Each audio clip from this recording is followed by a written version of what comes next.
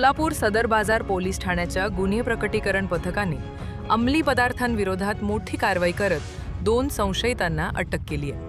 त्यांच्या ताब्यातून 14.71 gram MD mephedrone, 2 mobile आणि रोख रक्कम असा एकूण 3,41,200 रुपयांचा मुद्देमाल जप्त करण्यात आलाय.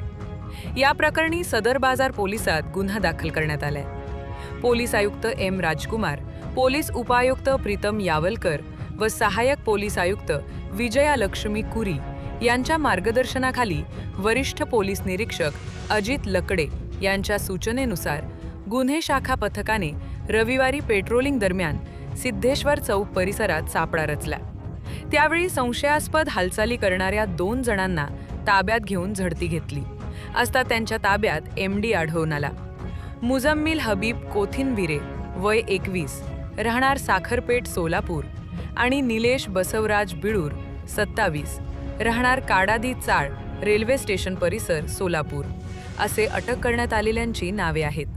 मुजम्मिलकडून 6.82 ग्रॅम MD विवो कंपनीचा मोबाईल व 2,000 रुपये, तर निलेशकडून 7.89 ग्रॅम MD आणि सॅमसंग कंपनीचा मोबाईल असा मुद्देमाल जप्त करण्यात आला.